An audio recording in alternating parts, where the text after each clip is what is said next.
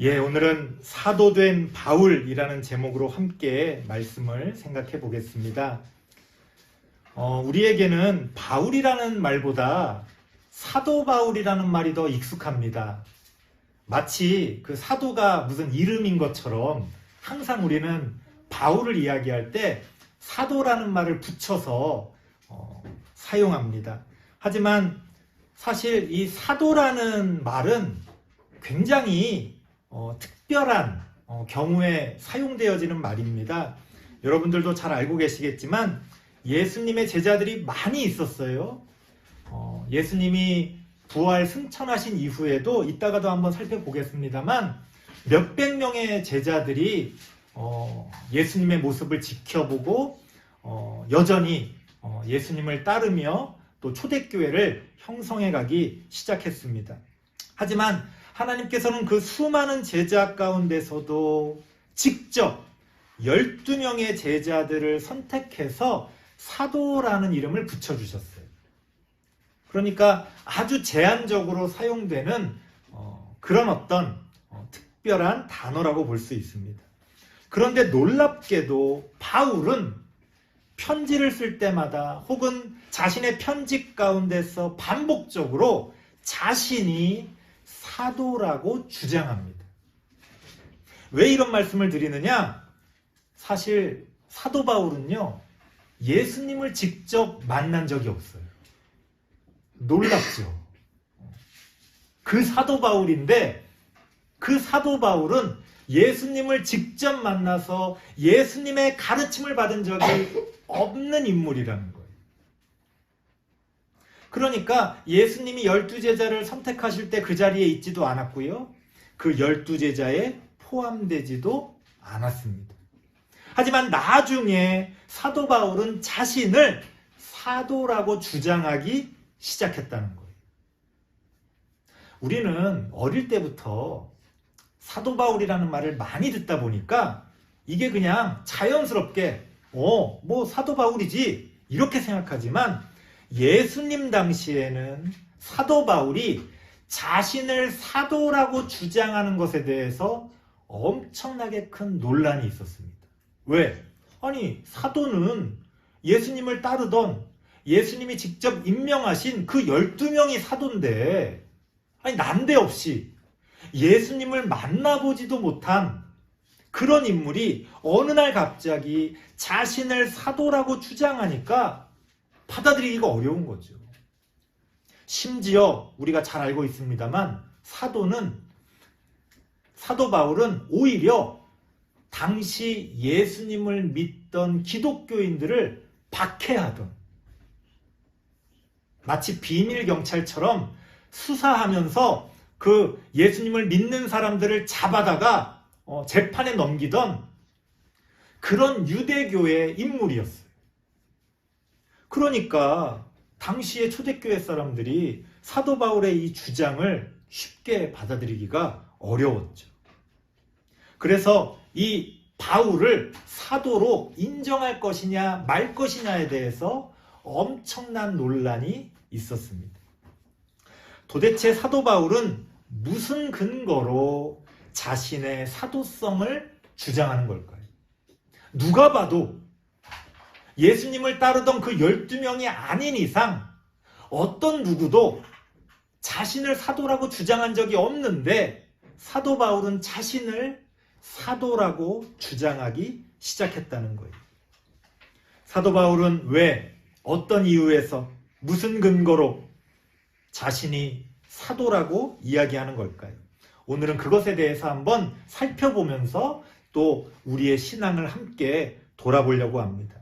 1절 말씀을 함께 읽어보겠습니다. 갈라디아서 1장 1절입니다.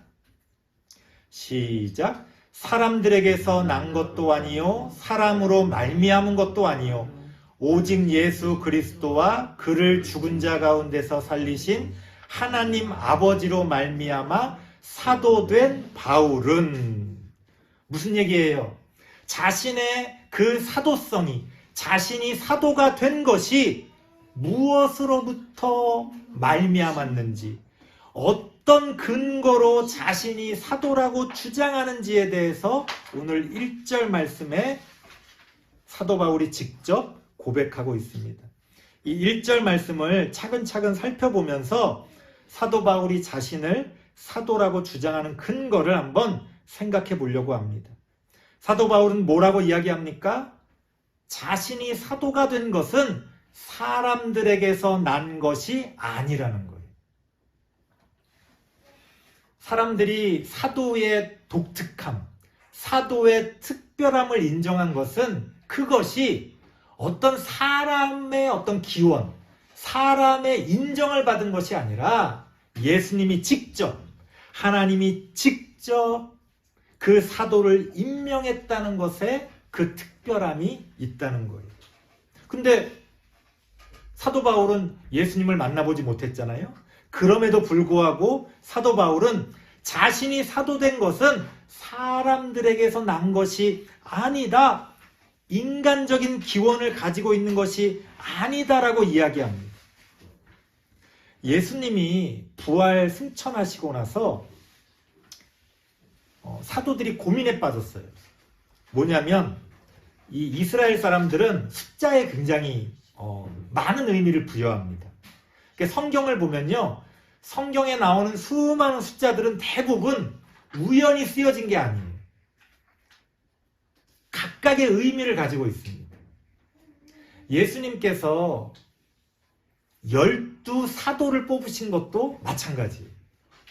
12라는 숫자는요, 바로 이스라엘의 12지파를 상징합니다. 굉장히 중요하죠. 그런데 문제가 생겼어요. 뭐냐면 가룟 유다가 예수님을 배반하고 예수님을 팔아버렸잖아요. 차라리 회개하고 다시 돌아왔으면 또 모르는데 그대로 자기 스스로 자신의 생명을 버려버렸어요. 그러니까 12사도에서 11사도로 한 명이 빠져버린 거예요. 사람들이 고민하기 시작했어요. 이 기분이 안 좋잖아요.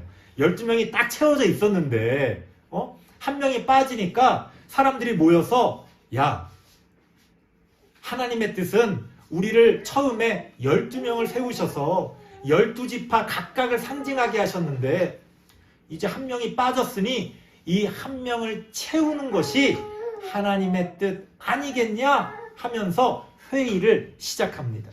그래서 12번째 사도를 뽑기로 결정합니다. 아마 여러분들은 12번째 사도가 있다는 걸 모르시는 분도 계실 거예요. 에? 12번째 사도가 있었다고요? 누구요? 베드로, 안드레, 요한, 야고보, 12명 아닌데 누구지? 성경에는 분명히 12번째 사도가 기록되어져 있습니다. 한번 찾아볼까요?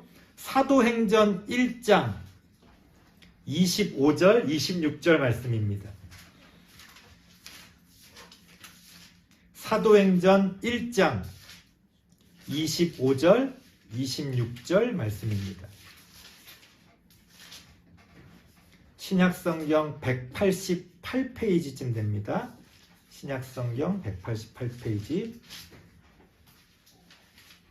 25절, 26절 말씀을 함께 한번 읽어보겠습니다. 시작. 봉사와 및 사도의 직무를 대신할 자인지를 보이시옵소서. 유다는 이 직무를 버리고 제 곳으로 갔나이다 하고 제비 뽑아 마띠아를 얻으니 그가 11사도의 수에 들어가니라. 가룟 유다 대신 마띠아라는 사람이 12번째 사도가 돼요. 이 마띠아라는 사람은 좀 억울할 것 같아요. 나름 12번째 사도가 됐는데 아무도 기억을 해주질 않아. 아무도 기억을 해주질 않아. 이게 뭐지? 얼마나 영광스러웠을까요? 12번째 사도의 이름을 올렸을 때 그 영광은 이로 말할 수 없었을 겁니다. 하지만 우리는 그 12번째 사도를 전혀 기억하고 있지 않아요. 왜? 왜 그렇습니까? 사도로 뽑히기는 했지만, 그래서 사도의 역할을 감당하기는 했지만 그 사도의 권위가 하나님에게서 직접 온 게 아니라 사람들이 모여서 회의를 해서 제비를 뽑아서 그렇게 뽑은 거기 때문에 우리가 기억하지 못하는 거예요. 물론 여전히 사도로서의 역할은 감당했습니다. 하지만 그 권위는 하나님에게서 왔다고 사람들이 생각하기보다는 자꾸만 사람으로부터 왔다라고 생각하기 시작한 거예요. 사도 바울은 뭐라고 이야기하는 거예요? 나는 그런 사도도 아니라는 거예요. 나는 사람들에게서 난 사람들이 뽑은 그런 사도가 아니다. 마치 12제자를 예수님이 직접 뽑으셨던 것처럼 나는 그러한 권위를 가진 사도라고 사도 바울은 주장하고 있는 겁니다. 또 뭐라고 이야기합니까? 사람으로 말미암은 것도 아니요 라고 갈라디아서 1장 1절에서 이야기합니다. 사람으로 말미암았다는 게 뭘까요? 당시 유대교에서는요, 그 유대교의 가장 최종적이고 가장 높은 회의가 있었어요. 모임이 있었어요. 그걸 산헤드린 공의회라고 이야기했는데, 그 산헤드린 공의회에서는 자신들의 그 유대교의 가르침을 세상 사람들에게 전하기 위해서 자신들의 대표단을 뽑아서 이렇게 여행을 보내서 여러 지역으로 가서 사람들을 가르치게 했습니다. 그들을 뽑으면서 뭐라고 말했냐면 사도라고 불렀어요. 사도라고. 그러니까 당시에 사람들에게 사도는 익숙한 용어였습니다. 권위 있는 누군가가 뽑아서 보내면 그가 사도가 되는 거예요. 하지만 사도 바울은 뭐라고 이야기합니까? 자신은 권위 있는 누군가가, 예수님이 뽑으셨던 12사도가 혹은 어떤 예루살렘 교회가 혹은 어떤 권위 있는 누군가가 자신을 임명하고 보냈기 때문에 사도가 된 것이 아니라고 주장하는 거예요. 자신의 사도성이 인간으로부터 온 것이 아니라는 것을 반복적으로 사도 바울은 이야기합니다. 왜 그럴까요? 왜 그렇게까지 할까요? 그게 이제 오늘 설교의 결론입니다. 자, 그건 이따가 살펴보고요. 사도 바울은 그렇게 자신의 그 사도성이 사람에게서 온 것이 아니고 사람으로부터 기인한 것이 아니라는 것을 말하면서 자신의 사도성이 어디서 왔는지를 분명하게 이야기합니다. 뭐라고 이야기합니까? 갈라디아서 1장 1절 말씀을 보면 오직 예수 그리스도와 그를 죽은 자 가운데서 살리신 하나님 아버지로 말미암아 자신이 사도가 되었다라고 이야기하고 있습니다. 사도 바울의 가장 큰 약점은 사도 바울이 예수님을 못 만났다는 거예요. 이게 예수님을 만났어야 무슨 이렇게 얘기를 시작해 볼 수가 있는데 예수님을 아예 못 만났으니까 사람들이 그 사도 바울의 정체성을 의심한 거예요. 하지만 사도 바울은 뭐라고 주장하냐면요. 자신이 부활하신 예수님을 만났다라고 이야기합니다. 살아계셨을 때 예수님을 만나지는 못했지만 자신은 부활하신 예수님을 만난 거기 때문에 자신의 그 사도의 직분은 그 예수님에게서 직접 온 것이라고 이야기합니다. 성경을 찾아볼까요? 고린도전서 15장 8절입니다. 앞쪽으로 좀 가시면 됩니다. 고린도전서 15장 8절입니다.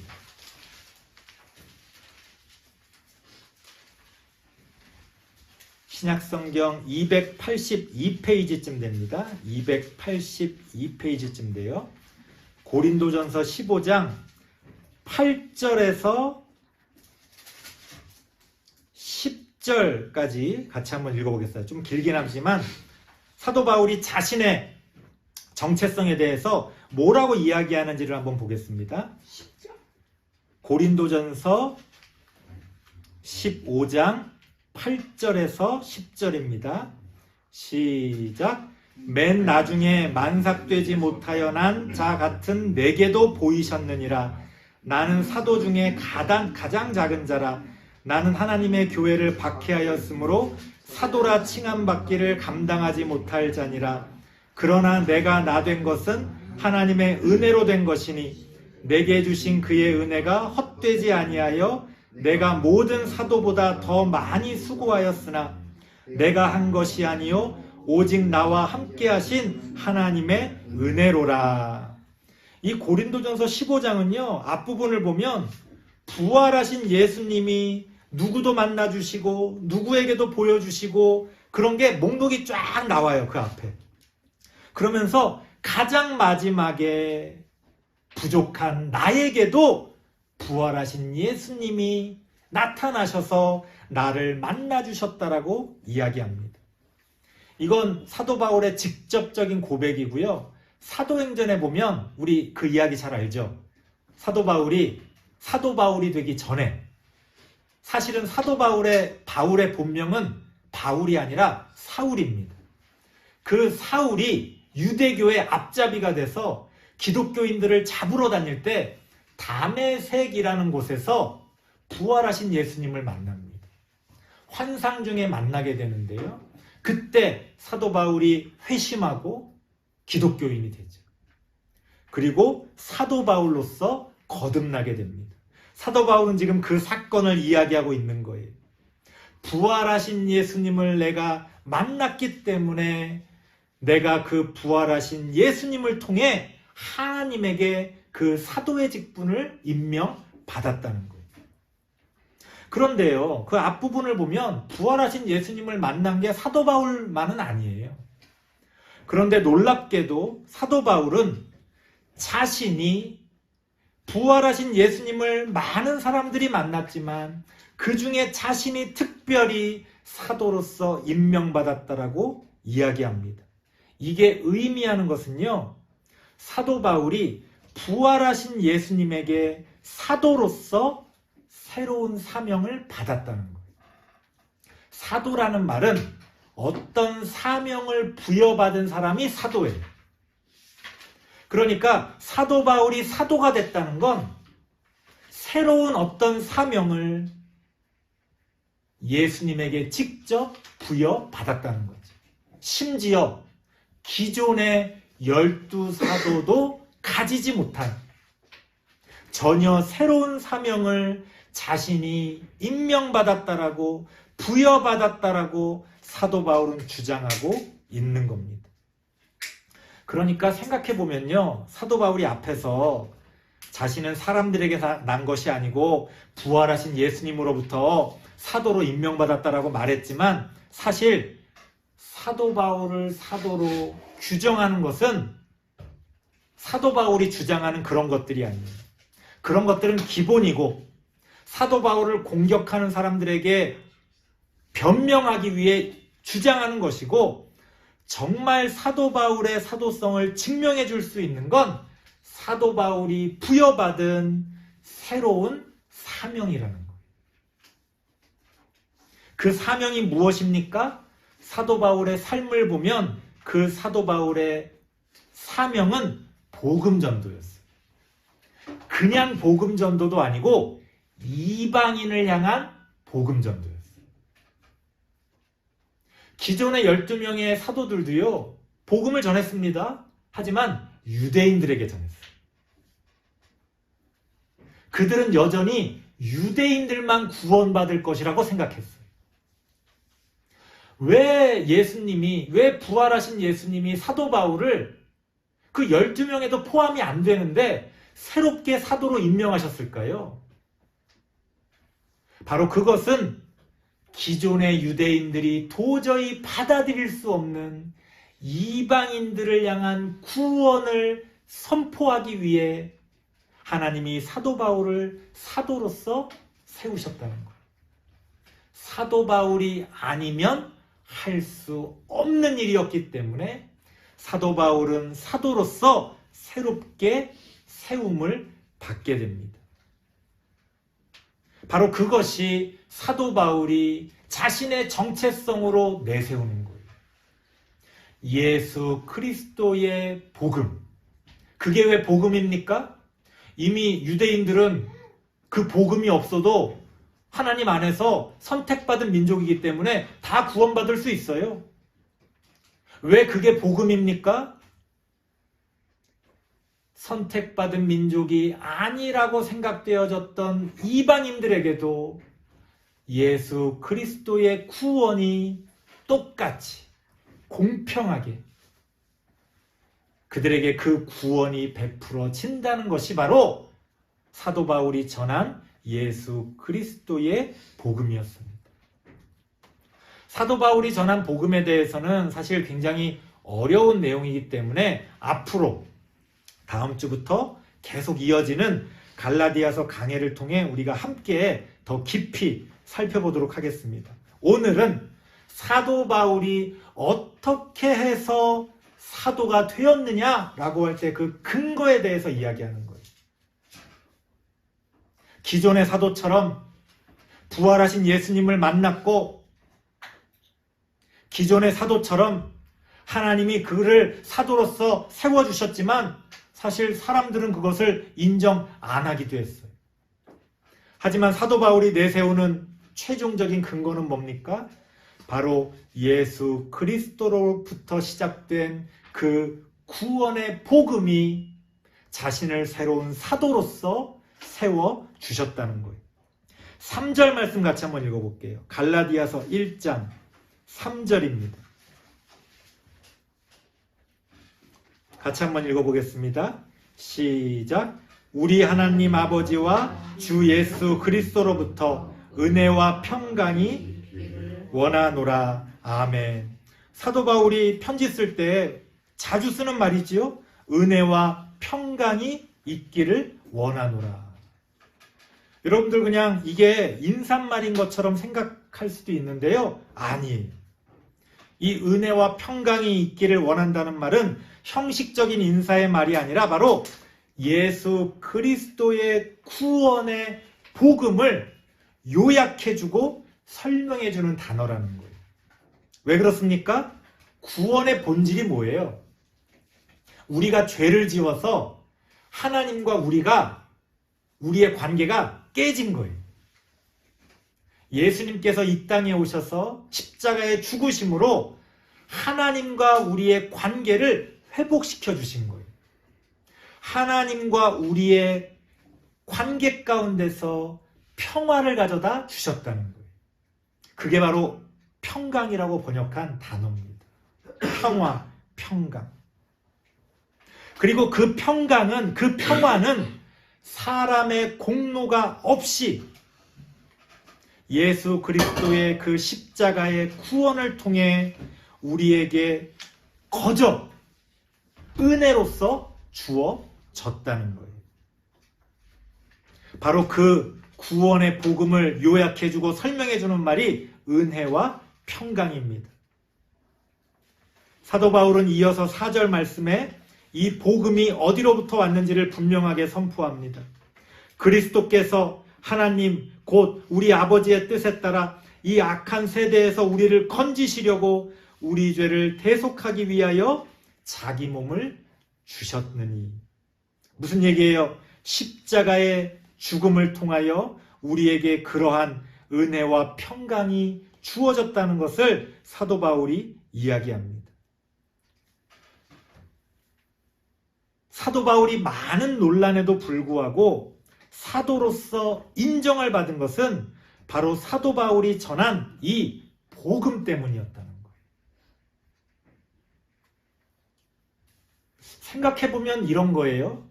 사도 바울을 인정했기 때문에 그가 전한 복음이 인정받은 것이 아니라 거꾸로예요. 그가 전한 복음을 인정했기 때문에 사도 바울이 사도로서 인정을 받았다는 거예요. 이게 굉장히 중요합니다. 다음 시간에 그게 왜 중요한지를 계속 이어서 살펴볼 텐데요. 그렇기 때문에 사도 바울의 정체성은 그 복음에서 오는 거예요. 복음이 사도 바울이고 사도 바울이 복음이 되는 거예요. 그 복음이 아니라면 사도 바울은 아무것도 아닌 거예요. 예수님을 직접 만난 적도 없고 자신이 사도라고 주장하지만 어떤 증명도 할 수 없는 그 사도 바울의 입장에서 사도 바울이 사도인 것을 증명해 주는 것은 바로 그 사도 바울이 전한 복음이었어요. 그래서 사도 바울이 그렇게 평생을 예수님을 만나고 거듭나고 나서 30년 넘게 마지막 로마 감옥에 갇혀서 죽을 때까지 자신의 평생을 복음을 전하는 데 바친 거예요. 사도행전에 보면 1차 전도 여행, 2차 전도 여행, 3차 전도 여행을 거쳐서 사도 바울이 당시에 자신이 살던 그 주변 나라들을 여행하면서 평생을 복음을 전하고 교회를 세우고 또 그 교회가 잘 이어져 갈 수 있도록 오늘 이 갈라디아서처럼 그들에게 편지를 보내면서 그렇게 예수 그리스도의 복음을 전하고 세우고 또 열매 맺어가기 위해서 한평생을 노력했다는 겁니다. 설교를 마치겠습니다. 1절 말씀을 보면 사도 바울은 자신에 대해서 이렇게 규정하고 있습니다. 사도된 바울이다. 우리는 사도 바울을 그냥 사도 바울 이렇게 부르지만 사실 사도 바울은 약점이 많은 사람이었어요. 예수님을 직접 만나보지도 못했고요. 오히려 예수 믿는 사람들을 박해하던 그런 인물이었습니다. 그런데 그 바울이 어떻게 사도된 바울이 되었을까? 사도 바울은 자신의 편지를 통해 또 자신의 평생의 삶을 통해 그것을 증명해가고 있다는 거예요. 사도 바울은요, 타고난 사도가 아니었어요. 예수님과 친해서 예수님을 직접 따라다니다가 인정받은 그런 사도가 아니었어요. 혹은 어떤 대단한 능력이 있어서 그 능력으로 인정받은 그런 사도도 아니었어요. 바로 예수 그리스도의 그 복음 안에서 사도로 만들어져 갔던 그렇게 사도된 바울이었다는 겁니다. 우리도 마찬가지입니다. 우리가 우리를 뭐라고 규정하죠? 그리스도인이라고 규정하죠.